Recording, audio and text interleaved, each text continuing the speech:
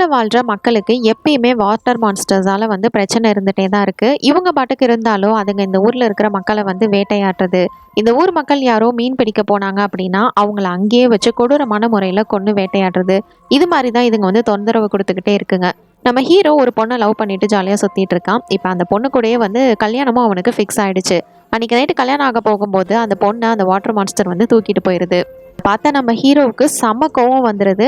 இதுக்கப்புறம் இதுங்களை இப்படியே விட்டா சரி வராது அப்படின்னு சொல்லிட்டு தன்னோட காதலியும் மீட்டு கொண்டு வருவேன் அப்படின்னு இவனை ஒரு க்ரூ மெம்பர்ஸை திரட்டிக்கிட்டு அந்த ஐலாண்டுக்கு போறான். இதுங்க எல்லாம் இருக்கிற ஐலாண்டுக்கு போனதுக்கு அப்புறமா தான் தெரியுது இது எல்லாமே மர்மைட்ஸ் அப்படின்னு.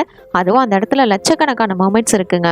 கிட்ட இருக்கிற கொஞ்சம் ஆட்களை வச்சுக்கிட்டு இந்த மர்மைட்ஸ் எல்லாத்தையும் சமாளிச்சு இவன் அவனோட காதலியை மீட்டு கொண்டு வருவானா. எதுக்காக இந்த மர்மைட்ஸ் எல்லாரும் இந்த ஊர் மக்களை இவ்வளோ தாக்குதுங்க அப்படிங்கிற எல்லாத்தையும் இந்த ஃபிலிமோட கதையில பார்க்கலாம்.